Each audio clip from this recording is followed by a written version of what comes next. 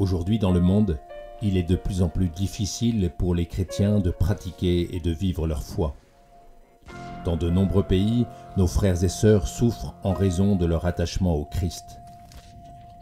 La mission de l'aide à l'Église en détresse est de construire un pont d'amour qui permette à l'Église souffrante et persécutée de témoigner de sa foi et d'inspirer ceux qui lui viennent en aide.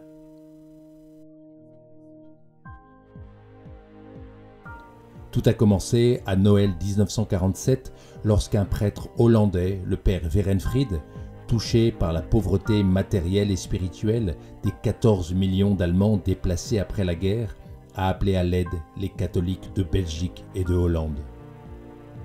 La supplication de ce mendiant de Dieu a créé un déluge de générosité, prouvant que la réconciliation entre les ennemis d'hier était possible. Le succès de cet appel lui a permis de se tourner ensuite vers les chrétiens souffrant de violentes persécutions derrière le rideau de fer. Aujourd'hui, l'aide à l'Église en détresse est une fondation pontificale dont la portée internationale ne cesse de croître.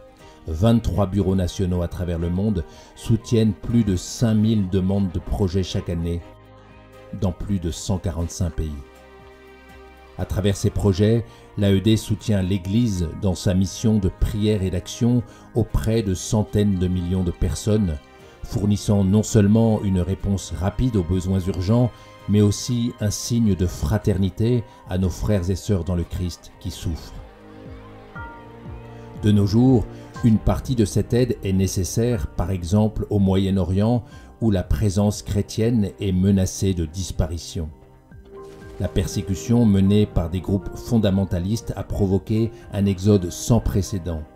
L'AED s'engage auprès de ces chrétiens déplacés en fournissant des réponses concrètes à l'espérance sans faille et à la foi dont ils font preuve au milieu de ces situations désastreuses.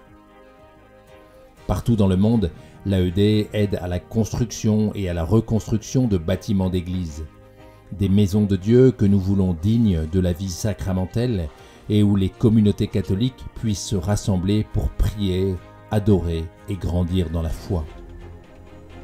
L'une des missions de l'AED est également d'informer de la souffrance cachée des catholiques à travers le monde. Ainsi, nous rédigeons et distribuons 2 documents détaillés. Le rapport sur la liberté religieuse dans le monde qui présente une analyse des menaces dans 196 pays. Et puis le rapport Persécutés et oubliés qui évalue et classifie les pays où les chrétiens sont persécutés et opprimés en raison de leur foi.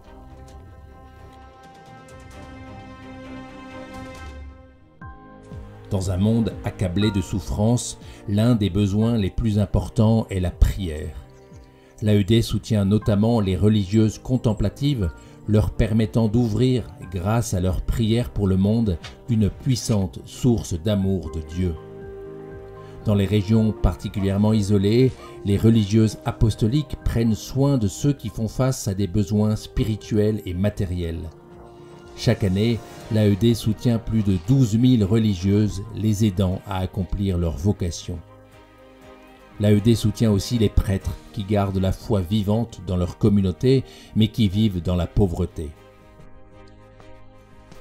Ainsi, chaque année, ce sont 43 000 prêtres qui reçoivent des offrandes de messe de la part des bienfaiteurs de l'AED afin qu'une célébration eucharistique soit dite à leurs intentions. Ces témoignages inspirent de courageux jeunes gens à offrir leur vie pour servir l'Église. Mais dans les régions pauvres, répondre à cet appel n'est pas sans obstacle. Alors, pour leur venir en aide, l'AED soutient également chaque année la formation de près de 13 000 séminaristes dans le monde entier. Dans les régions où les fidèles ne peuvent pas se rendre à l'église, l'AED aide l'église à aller vers eux, en fournissant les moyens de transport nécessaires aux prêtres, aux religieuses et aux catéchistes appelés à servir dans ces régions éloignées. Pour aider à l'enseignement de l'Évangile, l'AED soutient aussi la traduction, l'impression et la distribution de plus de 51 millions de Bibles pour enfants en 190 langues et dialectes. Pour beaucoup, ce catéchisme illustré est le seul livre qu'ils ne posséderont jamais. Les demandes d'aide ne concernent pas seulement des livres, mais aussi les radios et les télévisions catholiques. L'AED soutient ainsi la diffusion de l'Évangile dans les médias en aidant à la formation d'un personnel qualifié. La croix, signe de la promesse de Dieu, guide le travail pastoral des équipes de l'aide à l'Église en détresse. La verticalité de la croix nous unit à l'amour de Dieu et son horizontalité étend cet amour à nos frères et sœurs. C'est également la croix qui inspire les bienfaiteurs de l'AED à aider ceux qui ne peuvent pas porter leur croix seuls. Ils sont testés dans leur foi, nous sommes testés dans l'amour.